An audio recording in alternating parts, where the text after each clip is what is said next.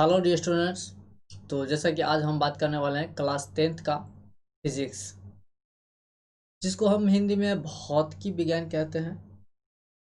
और इस भौतिकी विज्ञान में आज हम बात करेंगे प्रकाश का परावर्तन तथा अपवर्तन। इसको हम बात कर लेंगे। इस देख लीजिए, ये जो है चैप्टर, ये भारतीय भवन में दो अलग अलग चैप्टर है। यानी प्रकाश का परावर्तन एक अलग चैप्टर है और प्रकाश का अपवर्तन ये अलग चैप्टर है। ये भारतीय भवन की बात कर रहा है। और भारतीय भवन को छोड़ करके और दूसरे बुक में जो है ये दोनों एक में ही चैप्टर है। तो देख लीजिए कि आज मैं आपको भारतीय भवन से यहाँ पे प्रकाश का परावर्तन और अपवर्तन दोनों चैप्टर को एक में लेकर के चलेंगे। दोनों चैप्टर आपका कंप्लीट हो जाएगा इससे। ओके। और एक आपसे रिक्वेस्ट करना चाहेंगे कि पहले आप इस वीडियो को पूरा देखिए। पूरा देखने के बाद आपको ये वीडियो कैसा लगा, आप हमें प्लीज़ कमेंट करके बताइए कि आपको ये वीडियो कैसा लगा। ओके। ताकि हो सकता है कि अगर आप लोग को अगर अच्छा लगेगा तो इसी तरह का जो है क्लास 10th का मैं आगे भी वीडियो बनाता ही रहूँगा। और अभी एग्ज़ाम का भी समय है। सो अपने टॉपिक पे आते हैं अब। तो देखिए कि हमारा टॉपिक है प्रकाश का परावर्तन तथा अपवर्तन। तो इसमें इसको पढ़ने से पहले हमें ये चीज़ की नॉलेज होनी चाहिए कि प्रकाश होता क्या है। प्रकाश होता क्या है? तो प्रकाश हम उसी को कहेंगे जिसकी सहायता से हम किसी भी वस्तु को देख पाते हैं। तो यहाँ पे इसका जो डिफिनेशन दिया गया है, ये भी इसका भी वही कहना है जो कि आप देख रहे हैं। प्रकाश वह ऊर्जा है जिसके द्वारा हम किसी भी वस्तु को देख सकते हैं, देख पाते हैं। यह क्या होता है? प्रकाश होता है, रोशनी होती है जिसकी सहायता से आप हमें देख रहे हो। यही एक प्रकाश ही होता है, उसकी सहायता से ही आप देख पा रहे हैं। अगर प्रकाश ना रहे तो आप नहीं देख पाओगे, है ना? तो समझ गया। अब हम यहाँ पे बात कर लेते हैं कि प्रकाश के गुण क्या क्या हो सकता है, क्या क्या है प्रकाश के गुण, इसके बारे में हम बात कर लेते हैं। और ये जो है आपका हो सकता है तो 1 नंबर में पूछ दे या फिर 3 नंबर के क्वेश्चन में पूछ दे। ये पूछेगा ही प्रकाश का गुण क्या है। सो ध्यान से सुनेंगे। अब देख लीजिए कि क्या है प्रकाश। सरल रेखा यानी कि सीधी रेखा में, प्रकाश सरल यानी कि सीधी रेखा में होती है।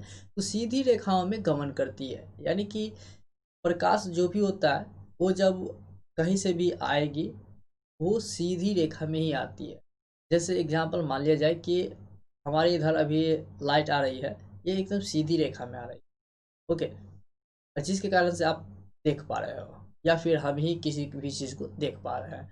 तो ये हो गया। उसके बाद जो है यहाँ पे जो देख लीजिए कि क्या है। प्रकाश विद्युत चुंबकीय तरंग है।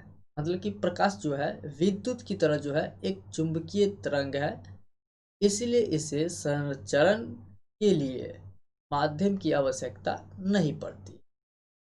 इसलिए जो है इसको क्या होती है कि संचरण के लिए का जो माध्यम होता है उसकी आवश्यकता इसको नहीं पड़ती। क्यों नहीं पड़ती है? क्योंकि प्रकाश विद्युत चुंबकीय, ये है प्रकाश जो है विद्युत चुंबकीय तरंग है, इसलिए इसकी आवश्यकता नहीं पड़ती। अब नेक्स्ट बात कर लेते हैं जो कि आप देख रहे हो कि प्रकाश अपारदर्शी वस्तुओं की तीक्ष्ण या तीक्ष्ण छाया बनाता है। मतलब प्रकाश क्या है कि अपारदर्शी वस्तुओं को, मतलब अपारदर्शी वस्तु क्या होगा? सबसे पहले ये देख लीजिए कि अपारदर्शी पदार्थ या फिर वस्तु जिससे कि सूरज की जो किरणें होती है वो आर पार नहीं हो पाती है। अगर मान लिया जाए कि ये हमारा एक कोई वस्तु है और ये अपारदर्शी है, अगर इधर से हम प्रकाश को डालेंगे तो ये इधर नहीं जा पाएगा, तो वही होता है अपारदर्शी। ओके, तो ये क्या है कि प्रकाश अपारदर्शी वस्तुओं की तीक्ष्ण छाया बनाती है। क्या बनाती है? छाया बनाती है। अब बात सही है कि अगर मान लिया जाए कि ये हम यहाँ पे एक वस्तु रख दिए हैं जो कि अपारदर्शी है, जिससे कि रोशनी आर पार नहीं हो सकता है, और इधर से जो हम रोशनी डालेंगे तो फिर इधर क्या होगा? छाया बनेगा।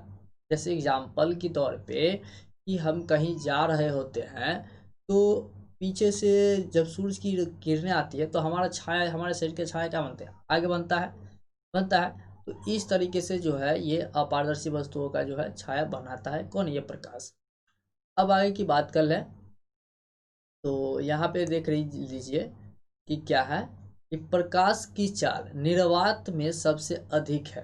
प्रकाश की जो चाल होती है वो निर्वात में सबसे अधिक होती है। जैसे देख लीजिए कितना अधिक होती है, 3 × 10⁸ मीटर प्रति सेकंड होता है। यानी कि एक सेकंड में इतना मीटर जो है वो चला जाता है, उसकी चाल हो जाती है।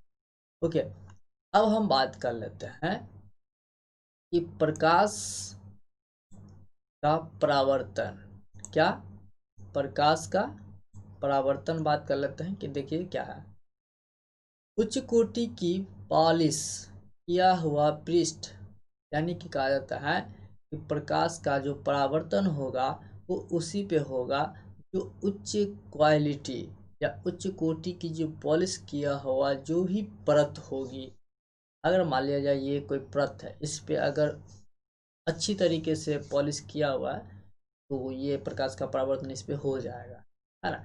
जैसे कि देख लीजिए क्या बोल रहा है कि जैसे कि दर्पण अपने पर अब पड़ने वाले अधिकांश प्रकाश की प्रकृति कर देता है। मतलब कहा जाता है कि जैसे कि मान लिया जाए कोई दर्पण है, अब अवतल दर्पण हो या उत्तल दर्पण हो, कोई भी दर्पण हो, वो जब अपने पर पड़ने वाले अधिकांश प्रकाश, यानी कि जब भी कोई भी दर्पण होता है उस पर जब कोई प्रकाश पड़ता है तो उस प्रकाश का क्या हो जाता है? परावर्तित हो जाता है, यानी कि परावर्तन हो जाता है उसका। ओके, क्यों हो जाता है? क्योंकि दर्पण होता है, दर्पण के पीछे जो है उच्च कोटि के पॉलिश किया हुआ होता है। ओके, अब हम बात कर लेते हैं कि प्रकाश के परावर्तन के नियम। प्रकाश के परावर्तन के नियम। आप जो ये पिक्चर देख रहे हो, इस पिक्चर में एक मिनट, इस पिक्चर में आपको टोटली चीज़ जो है देखने को मिल जाएगा, और इसी पिक्चर में जो है आपको टोटल का टोटल जो है प्रकाश के परावर्तन का नियम इसमें सम्मिलित है। तो जैसा कि हम आपको बताते हैं, सबको बारी बारी से आपको बताते हैं, अच्छी तरीके से बताते हैं। आप वीडियो को कंटिन्यू देखते रहिए। ओके, और ये वीडियो अगर आपको समझ में आ रहा है, हमारी बात को आप समझ रहे हैं, प्लीज़ इस वीडियो को लाइक कर दीजिए। और बस ये यही चाहिए और कुछ नहीं चाहिए। चलिए कि देखिए कि आप प्रकाश के परावर्तन के नियम। फर्स्ट, आपतन कोण परावर्तन कोण के बराबर होता है। यानी कि आपको मैं बता दूं कि ये जो है ये कोण जितना होगा उतना ही ये भी होगी। अगर मान लिया जाए कि ये 30 डिग्री कोण होगा तो ये भी 30 डिग्री का कोण बनाएगा। ओके, यानी कि आपतन कोण जितना होगा और वो परावर्तन कोण भी उतना ही होगा, यानी आपतन कोण के बराबर जो है परावर्तन कोण होगी। ओके, यहाँ पे आप भी देख रहे हो कि आई आर, यानी जितनी आर का वैल्यू होगा उतना ही आर का भी वैल्यू होगा। अगर 60 डिग्री ये होता है तो ये भी 60 डिग्री होगा। ओके, अब हम बात कर लेते हैं सेकेंड नंबर, जो कि आपतित किरण दर्पण के आपतन बिंदु पर अभिलंब तथा परावर्तित किरण सभी एक ही तल में होते हैं। मतलब कि इसका कहने का मतलब ये हुआ कि आपतित किरण जो होता है वो दर्पण के आपतन बिंदु पर, दर्पण के आपतन बिंदु पर जो भी अभिलंब होता है और परावर्तित किरण जो होता है वो सब एक ही तल में होता है। क्या होता है? एक ही तल में होता है। जैसे कि मान लिया जाए कि जो कि यहाँ पे देख लीजिए, ये अभिलंब है, क्या अभिलंब है, और ये परावर्तित किरण है, और ये आपतित किरण है ना। तो ये तीनों क्या है, एक ही तल में है, मतलब क्या है, यहाँ पे है, आप देख रहे हो, आप माउस का पॉइंटर देख लीजिए, ये जो है, ओके, ये इसी, ये तल हो गया इसका, ओके, दर्पण का क्या हो गया, तल हो गया। तो ये जो है इसका जो भी है, ये आप, मैं कोशिश कर रहा हूँ कि आपको अच्छी तरीके से मैं बताऊँ। यहाँ पे देख लीजिए, और ये अभिलंब है ना। तो ये सब जो है क्या है, एक ही तल में है, ओके, यानी दर्पण के तल पे है। और इसका कहने का अर्थ वही था।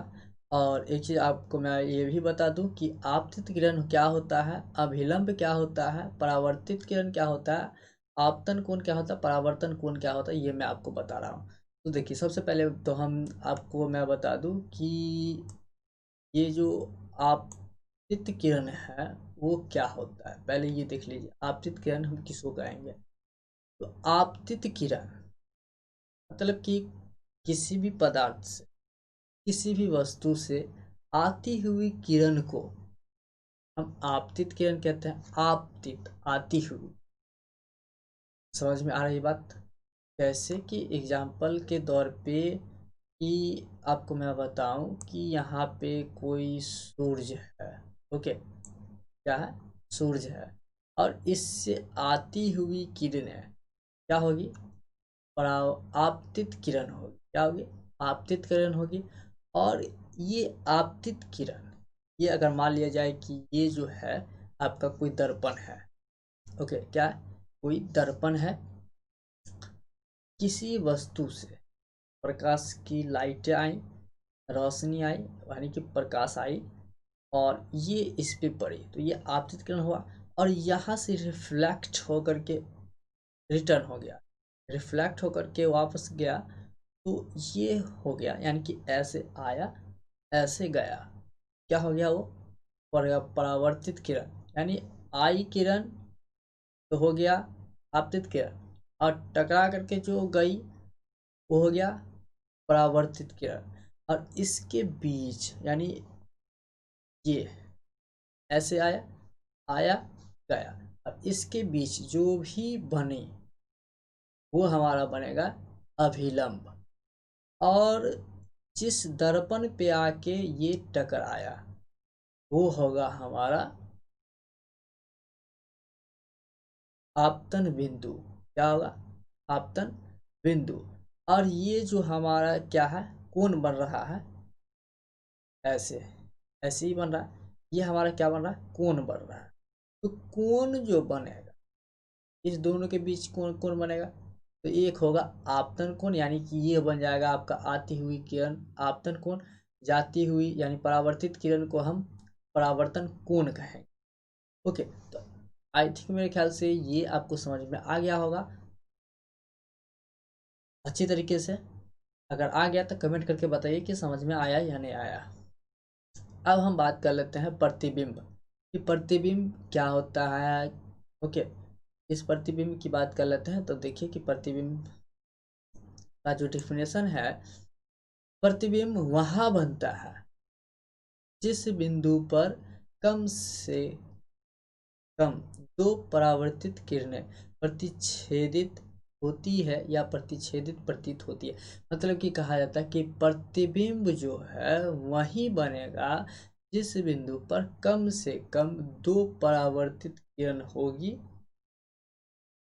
कितनी होगी, दो परावर्तित किरण होगी, जिसमें उस किरणों को जो है प्रतिच्छेदित या फिर प्रतिच्छेद प्रतीत होती होगी, प्रतिच्छेदित होती हुई प्रतीत होती होगी, उसी को हम प्रतिबिंब कहते हैं।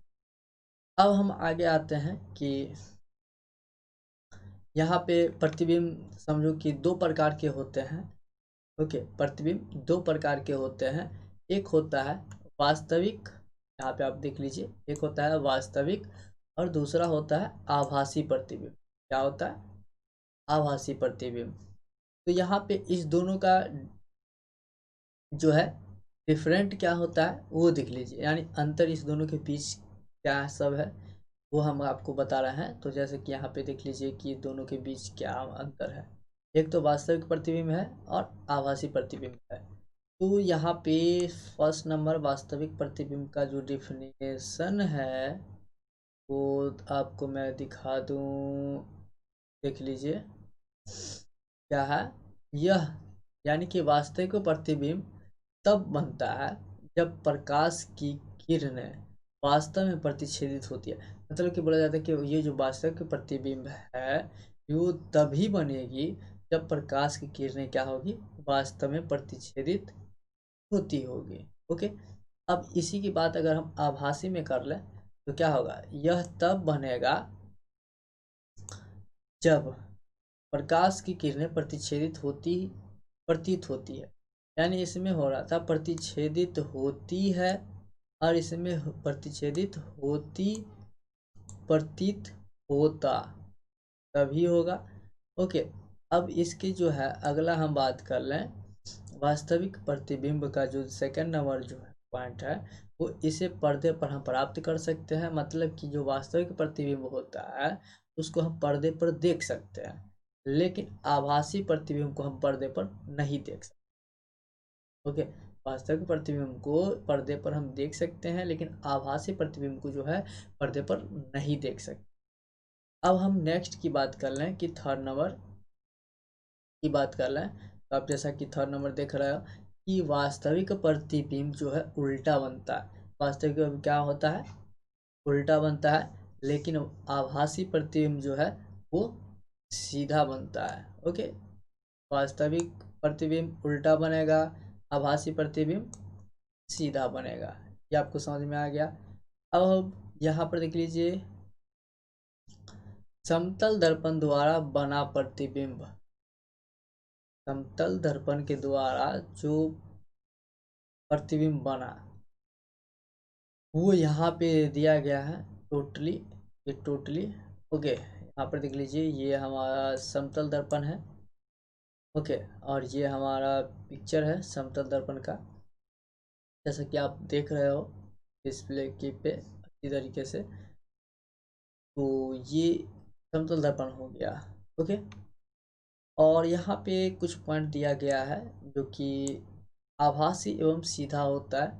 मतलब समतल दर्पण जो है ये आभासी और सीधा होगा, और प्रतिबिंब का आकार वस्तु के बराबर होता है। यानी कि इसमें क्या होता है कि समतल दर्पण में कि जो प्रतिबिंब होता है वो बस आकार, यानी प्रतिबिंब का जो आकार होगा वो वस्तु के आकार के बराबर होगा। यानी कि जितनी बड़ी वस्तु होगी आकार में उतनी ही बड़ी इसकी प्रतिबिंब भी बनेगा, उस वस्तु का प्रतिबिंब बनेगा जितनी बड़ी वस्तु होगी। ओके, अब अगले की बात कर लेते हैं कि यहाँ पर देख लीजिए कि यहाँ पे बताया गया है प्रतिबिंब दर्पण के उतने ही पीछे बनेंगी जितनी की वस्तु दर्पण से दूरी पर है।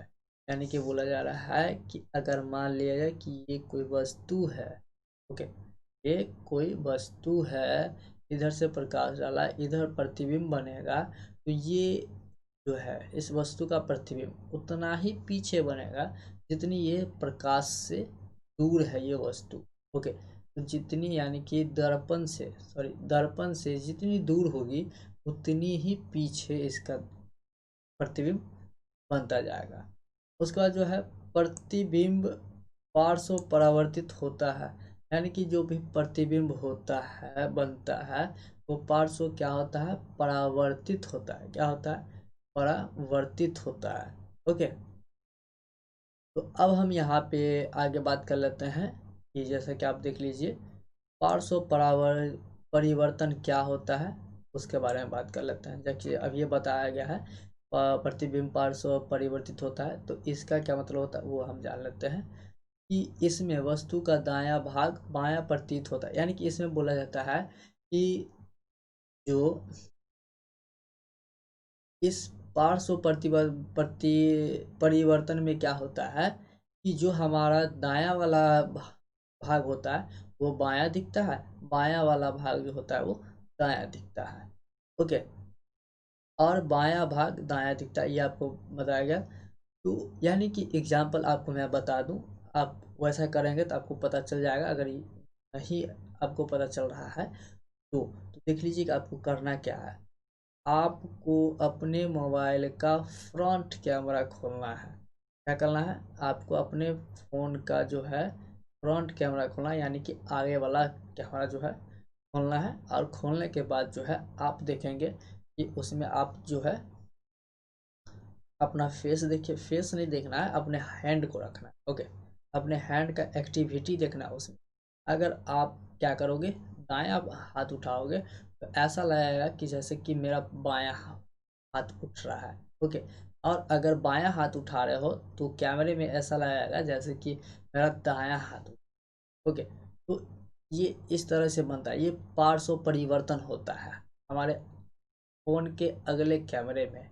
ओके, फिर बैक जो कैमरा होता है उसमें ऐसा नहीं होता है। ओके, तो आपको समझ में आ गया होगा अच्छी तरीके से। अगर समझ में नहीं आ रहा है तो आप अपने मोबाइल का कैमरा खोल करके आप एक बार प्रैक्टिस कर लीजिए, आपको पता चल जाएगा।